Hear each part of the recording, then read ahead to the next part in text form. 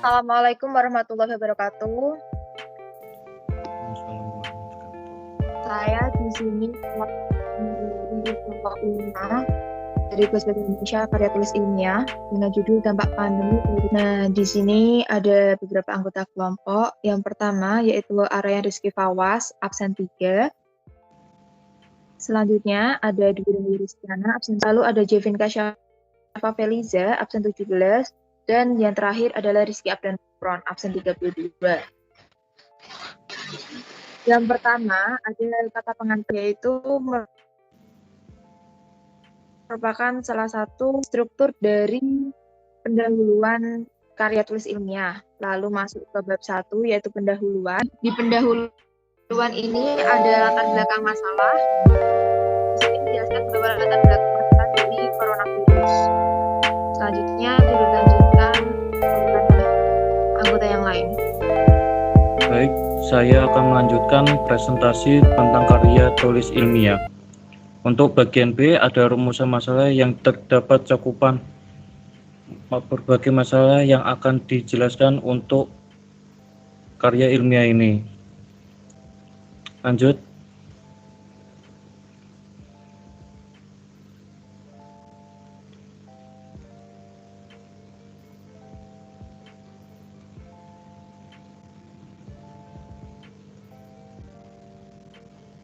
Wis ta durung no? Untuk bagian C ada tujuan penelitian. Tujuan penelitian ini untuk mengenal bentuk pendidikan dalam masa pandemi, mengetahui dampak permasalahan penyelesaian masalah pembelajaran dalam masa pandemi. Untuk bagian D, dari penelitian ini diharapkan dapat beberapa hal seperti dapat mengetahui informasi baru serta perkembangan tentang dunia pendidikan yang terjadi dalam masa pandemi ini, terutama pendidikan di Indonesia sendiri. Lanjut, dengan adanya penelitian ilmiah ini menjadikan diri menjadi lebih memahami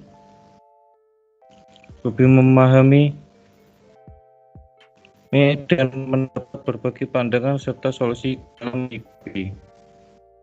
Untuk bagian E ini adalah dasar teori dan metodologi penelitian yang kami gunakan dalam karya ilmiah ini.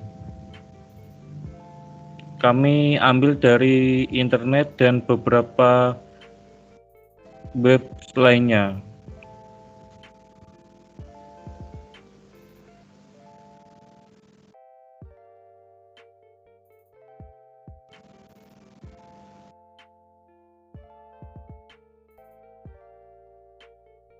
Bab 2 Pembahasan. Lanjut.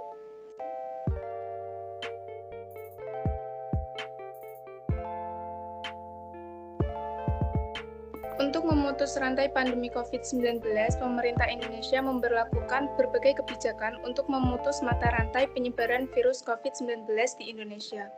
Upaya yang dilakukan oleh pemerintah di Indonesia salah satunya dengan menerapkan himbauan kepada masyarakat agar melakukan physical distancing, yaitu himbauan untuk menjaga jarak di antara masyarakat, menjauhi aktivitas dalam segala bentuk kerumunan, perkumpulan, dan menghindari adanya pertemuan yang melibatkan banyak orang. Dan dampak ini juga sangat dirasakan di dunia pendidikan Indonesia, yang dimana siswa tidak diperkenankan untuk melakukan pembelajaran di kelas seperti biasanya untuk menghindari kerumunan. Sebagai solusinya, siswa melakukan pembelajaran lewat internet, jaringan daring. Hal ini dinilai sebagai solusi yang tepat untuk sektor pendidikan di Indonesia. Saat pandemi COVID-19 masuk ke Indonesia, semua aktivitas pembelajaran mengalami berbagai kendala, terlebih siswa yang tempat tinggalnya di daerah pedesaan. Pembelajaran yang akan dilaksanakan masih bertanya-tanya bagaimana caranya. Maka waktu itu pembelajaran dilaksanakan dengan pemberian tugas bagi anak yang terjangkau oleh WhatsApp, WA. Namun untuk yang terjangkau oleh teknologi seperti daerah perkotaan dalam melalui berbagai perangkat lunak lainnya seperti Microsoft Teams, Google Meet, dan lain-lain.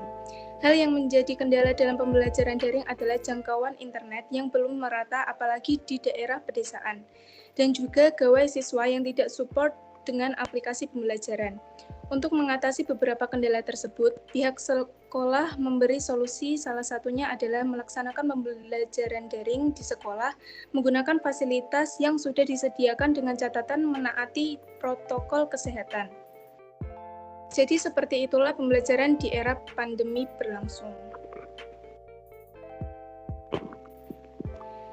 Dampak dari pembelajaran di era pandemi tak lepas dari hal positif dan negatif. Adapun dampak negatif dari pembelajaran daring adalah ancaman putus sekolah, penurunan capaian belajar. Tanpa sekolah, anak berpotensi menjadi korban kekerasan rumah tangga yang tidak terdeteksi guru. Keterbatasan gawai dan kuota internet sebagai fasilitas penunjang belajar daring, anak berisiko kehilangan pembelajaran atau learning loss, dan yang terakhir, anak kurang bersosialisasi.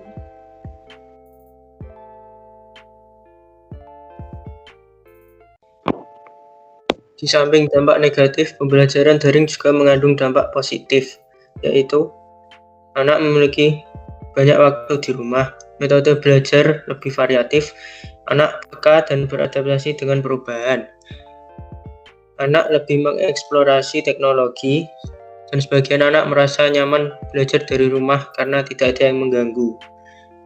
Ketiga, simpulan dan saran.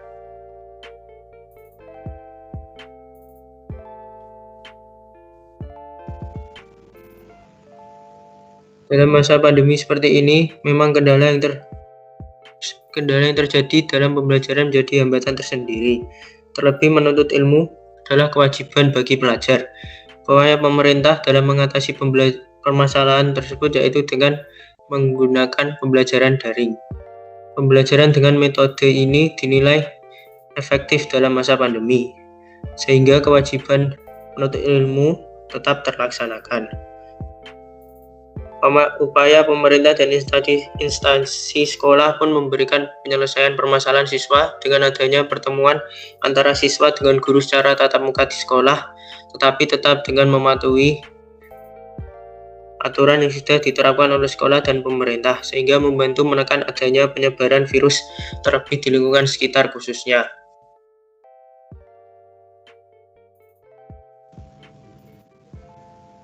Ini adalah daftar pustaka yang kita jadikan referensi.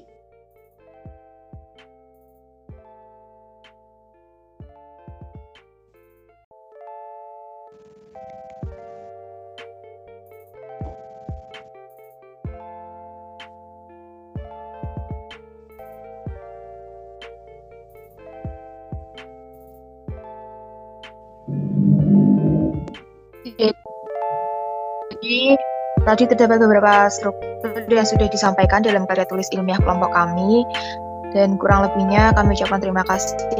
Kami dari kelompok 5 undur diri. Wassalamualaikum warahmatullahi wabarakatuh.